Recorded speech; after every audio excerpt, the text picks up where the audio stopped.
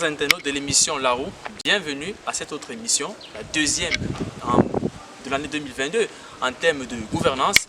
La Roue, il faut rappeler, une émission qui promeut la gouvernance, l'entrepreneuriat et le leadership. Nous sommes ici à l'Université Yaoundé 1 Ngouaïkele en Fac Sciences.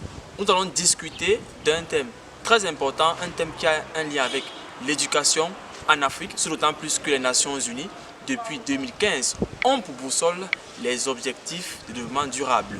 Au cours de cette émission, vous aurez vos rubriques habituelles, à savoir le face-à-face et lecture des mails. Vous tournez juste après la page en couleur.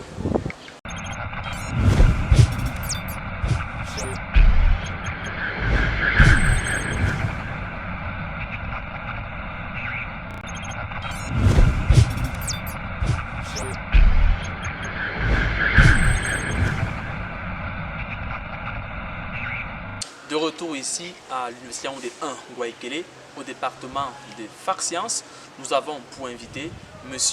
Yves Ngota, qui est internationaliste, entrepreneur et par ailleurs directeur adjoint du président de l'association des étudiants de l'ERIC, en abrégé ACESIRIC, si je ne me trompe pas. Nous allons parler aujourd'hui du développement durable, l'éducation et le développement durable en Afrique surtout, d'autant plus que les Nations Unies depuis 2015 a pour boussole les objectifs de développement durable en abrégé ODD, et le Cameroun ou alors l'ensemble des pays africains étant membre à part entière des Nations Unies ont également adopté cette boussole-là dans leur agenda ou dans leur politique publique. Bienvenue Monsieur Yves Ngota. Merci Lionel, merci déjà pour cette nouvelle invitation. Bonsoir à vous, bonsoir à tous les membres de l'équipe technique et aussi déjà une bonne année 2022. Merci. Je profite aussi pour expliquer pourquoi je porte mon masque. Donc, il faut toujours qu'on respecte les mesures barrières, c'est la meilleure prévention selon moi. Il faut toujours porter son cache-nez lorsqu'on est en public, mais aussi respecter les mesures barrières, la distanciation sociale, ce genre de choses, c'est très important. D'autant plus que c'est un moyen de promouvoir aussi les ODD. Tout à fait. C'est-à-dire qu'il faut léguer aux générations futures un héritage intarissable. D'emblée dans la thématique. Dans la thématique d'ailleurs. Donc on va donc parler d'éducation et développement durable. Déjà, pouvez-vous éclairer les internautes sur la notion de développement durable? C'est quoi le développement durable? Bon, déjà, le développement durable, c'est un concept assez très vaste. Tous les experts s'attellent à s'appuyer sur le rapport de la commission de Brundtland, la commission mondiale sur l'environnement, et de 1987. Et selon le rapport de Brundtland, le développement durable, c'est un développement qui prend en compte les besoins des générations présentes sans compromettre celles des générations futures à répondre aux leurs. Moi, je dirais en mes termes, en ma lecture, que le développement durable, c'est juste un moyen de préserver les intérêts des populations futures, les intérêts des générations futures. Donc le développement durable aujourd'hui capital, c'est un moyen de préserver et de conserver les intérêts de l'avenir du monde, l'avenir de la jeunesse. Laisser un monde vers un monde sain tout à fait. Génération future. Ce que je dirais aussi, le développement durable a beaucoup muté. Avant, le développement durable était beaucoup plus ancré sur les questions environnementales. Mais c'est plus tard, avec les réflexions pertinentes des experts, les réflexions des Nations Unies, qu'on s'est rendu compte que limiter le développement durable uniquement aux questions environnementales, c'est une perte. Parce que le développement durable doit s'appliquer sur tout ce qui concerne l'homme.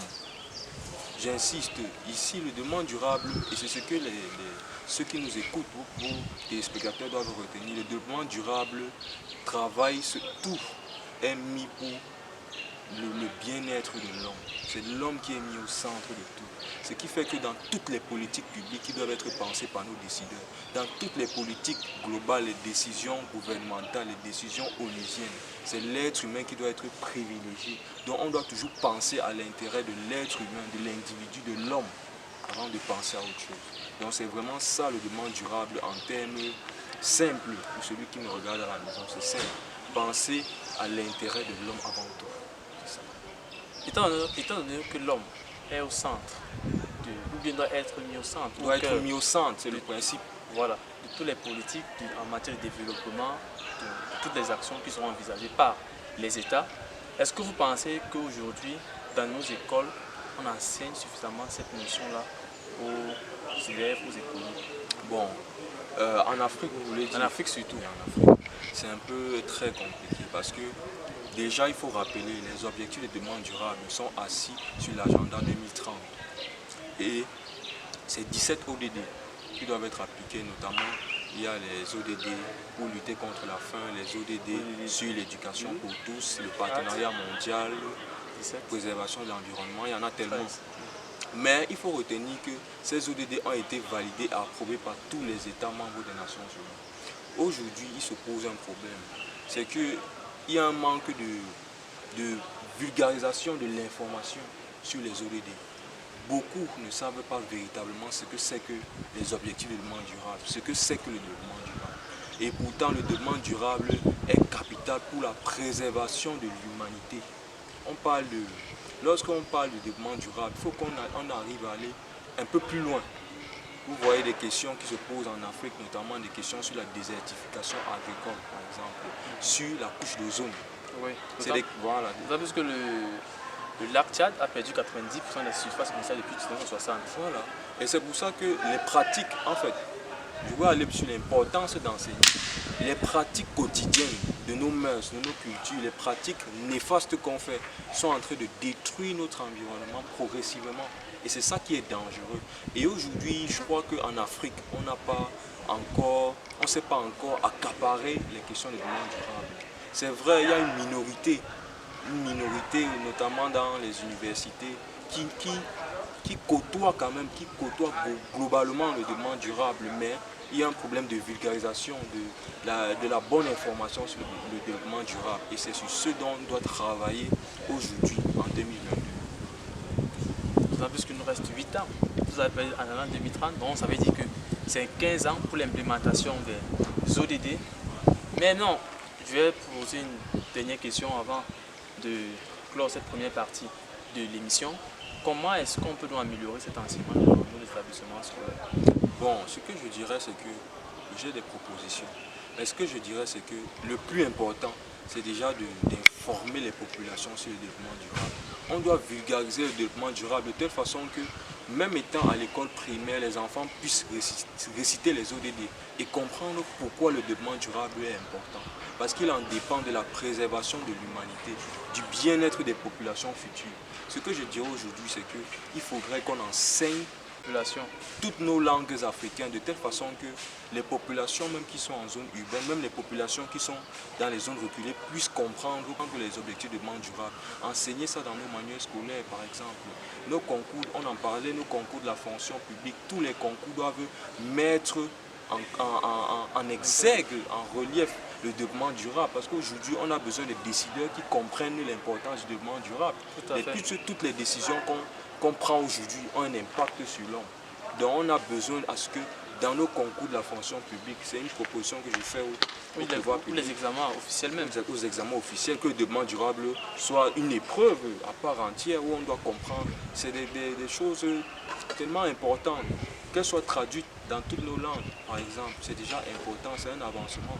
Et aussi que l'État, les pouvoirs publics puissent financer les organisations non gouvernementales, les associations qui s'attellent à former les jeunes sur les questions de développement durable. Je crois que c'est important, ça nous manque. On a besoin des ONG qui financent les conférences. On a besoin des bailleurs de fonds qui financent les tables rondes pour informer, pour instruire les jeunes sur les questions de développement durable. Donc, je crois que c'est ça. On espère que votre message sera écouté par les décideurs publics. Nous sommes arrivés au thème de cette première partie d'émission. Nous allons faire une courte respiration, une petite transition, le temps pour nous d'écouter les lectures de mails, de nous retrouver par la suite pour poursuivre avec nos échanges.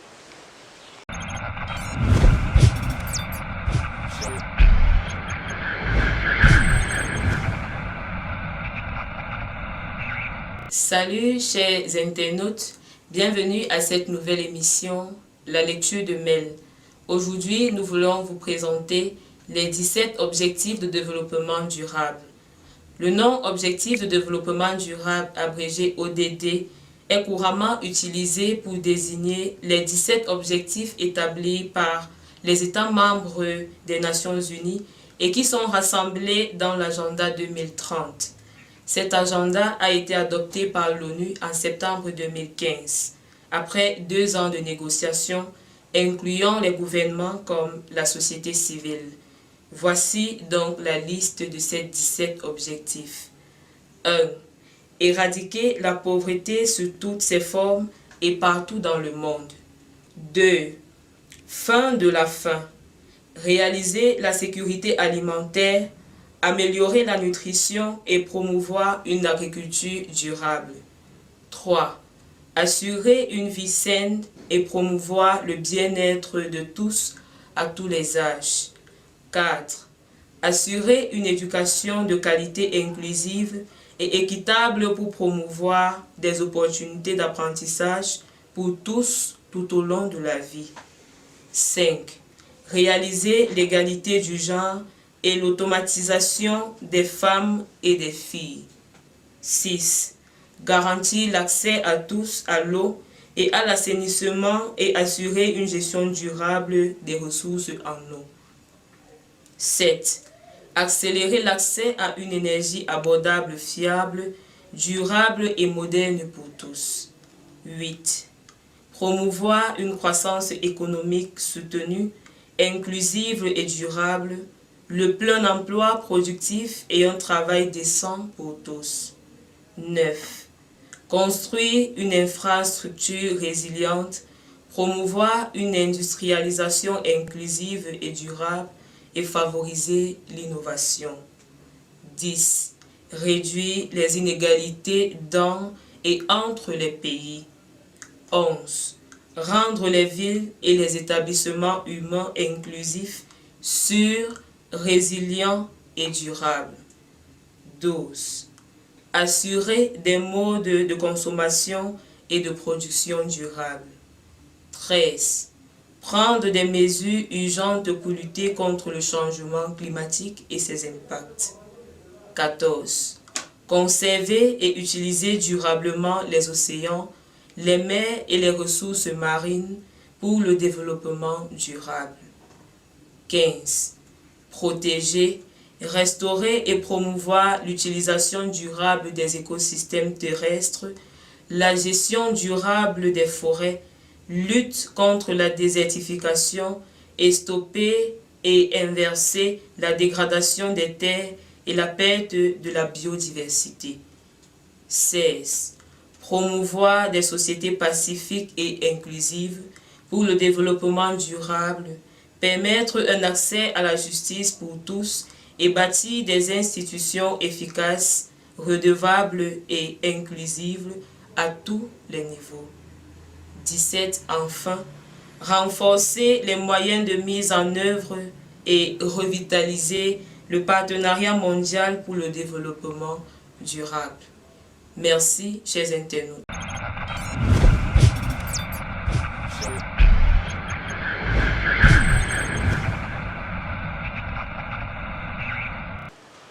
De retour ici sur le plateau, nous sommes à l'Université Yaoundé 1 Ngouaïkele, au département de Fac Sciences, après avoir écouté avec beaucoup d'attention les lectures de Mel qui nous a davantage éclairé sur les questions de développement durable.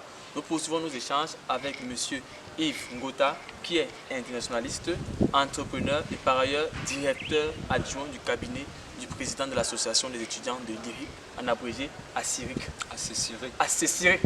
Merci pour la précision. Alors, M. Yves Ngota, nous parlons de l'éducation et du développement durable en Afrique. Vous nous avez éclairé en première partie d'émission sur cette notion-là et sur la manière dont est-ce qu'elle peut être enseignée ou sur la communication, la vulgarisation qu'on peut faire autour de celle-ci.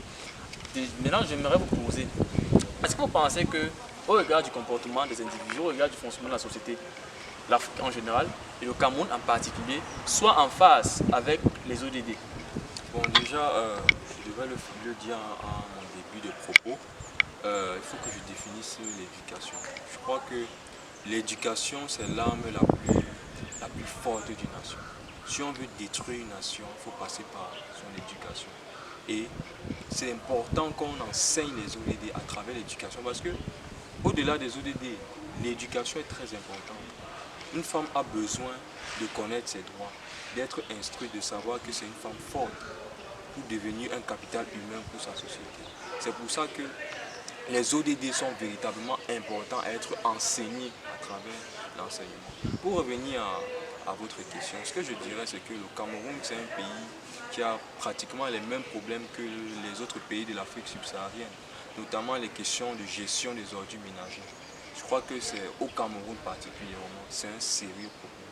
Il y a un sérieux problème de l'environnement. Il y a un sérieux problème. Et je crois que c'est aussi le moment, c'est une tribune pour exhorter les pouvoirs publics à davantage éduquer les populations. On en revient.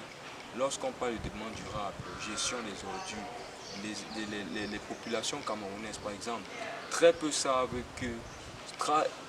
ce que c'est que le recyclage. Très peu savent ce que c'est que le recyclage. Tout le monde, c'est un exemple. Lorsqu'on a une poubelle, tout le monde jette les ordures dans une poubelle. Même, il faut le dire, même dans nos administrations publiques, même dans les sociétés. Moi, j'ai rarement vu, je crois même que j'ai jamais vu une poubelle pour le recyclage, une poubelle bleue, une poubelle pour les ordures ménagères, une poubelle. De telle façon que ces bouteilles, ces plastiques qu'on utilise pourront être recyclés, pourront être réutilisés, réemployés. Mais nous, on voit où des ordures ménagères qui sont mélangées avec des piles, avec des déchets. Ce qui est encore plus toxique pour la santé de l'homme, plus toxique pour l'environnement. Donc je crois que le Cameroun a encore beaucoup d'efforts à faire à ce niveau et beaucoup d'efforts à faire pour se mettre vraiment au niveau du développement durable. Déjà que c'est un problème qui est commun à tous les États. On parle de l'agenda 2030. Donc plusieurs États se retrouvent dans cette difficulté de vulgariser les ODD et même de les appliquer, de l'implémentation. Il y a un problème qui se pose au niveau de l'implémentation, c'est vrai, on parle de l'environnement, mais les ODD, il y a aussi l'ODD 4 sur l'éducation de qualité. Dans les statistiques, il y a au moins déjà parmi les pays les plus développés, il y en a 50 qui ont déjà atteint le stade de l'éducation pour tous, l'éducation primaire pour tous. Il y en a 50 dans le monde. Mais les autres pays n'arrivent pas. Pourquoi? Il faut se poser la question. Les pays africains, pourquoi ils n'arrivent pas encore à implémenter tous ces ODD-là? Donc c'est de nombreuses questions qu'il faut encore se poser. Peut-être qu'on en fera encore d'autres discussions. Mais je dirais que le Cameroun a encore du chemin à faire dans les objectifs, l'atteinte des objectifs de développement durable. Puisque vous parlez donc de l'implémentation, d'abord de la vulgarisation qui est déjà un problème, et même de l'implémentation, l'information. Tout le monde a parlé de cette information. Je me souviens par exemple à l'université, une fois j'ai parlé à une camarade, nous étions en 3e année, et je lui ai demandé si elle connaissait les ODD, elle m'a demandé c'est quoi les ODD. Donc c'est vraiment un réel problème auquel il faut apporter une solution pour pouvoir pallier à cela. Et le tout aussi, bon, je suis beaucoup plus dans l'aspect de quelqu'un qui cherche à pratiquer. Je ne veux pas qu'on se limite à « ok, je récite les ODD ». Dès que je récite les ODD, c'est bon. Je voudrais il faut que je comprenne pourquoi je récite les ODD. Et maintenant, comment les mettre en pratique. Et c'est là où ça me permet donc justement d'embrayer sur la dernière question, qui est de savoir comment est-ce que nous les jeunes, on peut donc s'impliquer pour pouvoir mettre en pratique les ODD au quotidien. Bon, ça, il faut avouer qu'il faut comprendre déjà pourquoi on s'attelle à la jeunesse. Pourquoi les jeunes? L'Afrique, c'est le continent où il y aura en 2050 le plus de jeunes dans le monde. Ça veut dire quoi? L'Afrique, c'est l'avenir. Les jeunes doivent être au centre du développement durable parce que c'est eux qui vont implémenter les décisions politiques de l'avenir. En Afrique aujourd'hui, on a plus de 60% de la population qui a moins de 24 ans. Je ne sais pas si vous vous en rendez compte. 60% de la population africaine a moins de 24 ans. Donc ce qui fait que l'avenir du monde se joue en Afrique. Et les jeunes d'aujourd'hui, la jeunesse africaine doit être en symbiose avec les questions de développement durable. Les questions de développement durable ne se limitent pas, j'insiste, sur les questions environnementales. On parle de, par exemple, l'égalité des sexes. L'égalité des sexes. L'hygiène, l'assainissement. Et on sait très bien le problème de l'assainissement qui se pose en Afrique. Et également les partenariats mondiaux, travail décent, problème de l'emploi. Donc ce qui fait que la jeunesse africaine est plus que jamais interpellée par les questions de développement durable. Et je crois que la jeunesse d'aujourd'hui doit commencer déjà à être informée, à s'instruire, à faire des recherches sur les questions de développement durable. Ne serait-ce que connaître les ODD, apprendre à les réciter, mais aussi à les pratiquer. Encourager la jeunesse davantage, mais tous nos pouvoirs publics, encourager la jeunesse, les associations jeunes à davantage vulgariser les informations des ODD. Par exemple, je ne sais pas si vous connaissez l'ACNU. Oui, par exemple, Association camerounaise pour les Nations les Unies. Nations Unies. Moi, je vois le travail qui est fait par François Mboussa-Wombo, le président fondateur. par exemple. Voilà des personnes pour qui l'État devrait normalement accompagner, parce que former des milliers de jeunes sur les objectifs du développement durable, c'est ce dont on a besoin. C'est ce dont on a besoin. Donc je crois que c'est important et aussi former des leaders jeunes. Des leaders jeunes.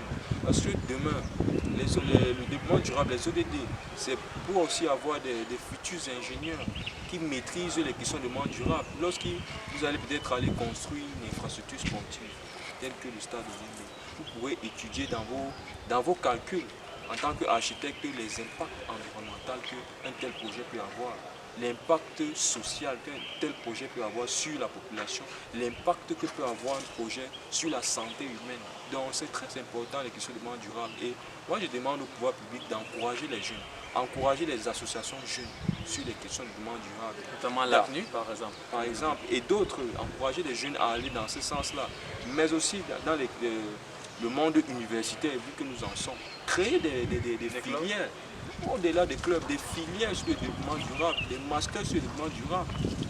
Voilà, donc en gros, c'est ça. Il y a beaucoup de choses à dire, mais je crois qu'il faut commencer. Le plus dur, c'est de faire le premier pas. Lorsqu'on a fait le premier pas, la course est en cours, mais tant qu'on n'a pas fait le premier pas, ça va toujours être dans le balbutiement. Et je crois que l'Afrique, les pays africains ont véritablement besoin de comprendre leur importance dans le jeu des relations internationales, dans le jeu, puisque le développement durable est au centre des relations internationales. Donc l'Afrique est l'avenir, on ne fait que le dire.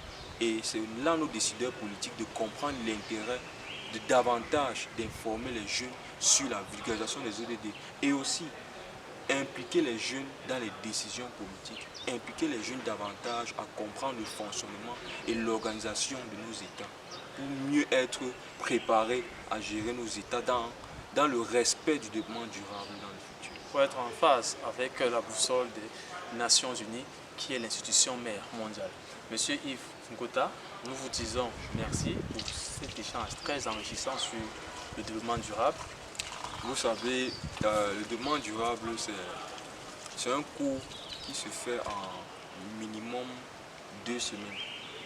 Donc le jeu est difficile d'expliquer tout le développement durable en moins de 15 minutes. Voilà, c'est très compliqué.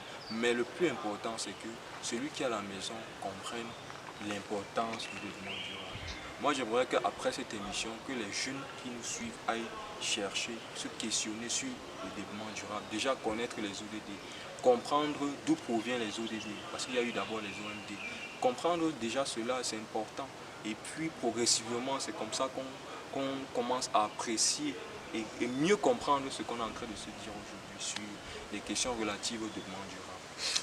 Ainsi donc, on invite donc nos internautes à poursuivre les échanges, les discussions via nos plateformes Facebook, page La Roue, ou bien YouTube, toujours la page La Roue, mais aussi à davantage approfondir les recherches sur le développement durable et implémenter cela au quotidien, mais aussi les pouvoirs publics. Nous espérons qu'ils vont prêter une oreille attentive à tout ce qui a été dit ici. Chers internautes, nous sommes arrivés au thème de cette émission qui a bénéficié à la supervision de M. Théophile Kamga. Au micro de présentation, je suis Lionel Mouaga. Nous remercions également notre camérawoman, mademoiselle Edith Laure Macounier. Je vous dis, retrouvons-nous la semaine prochaine. Restez à l'écoute et nous espérons que vous allez davantage nous soutenir à votre manière pour sensibiliser la jeunesse camerounaise sur les questions de gouvernance, de leadership et d'entrepreneuriat.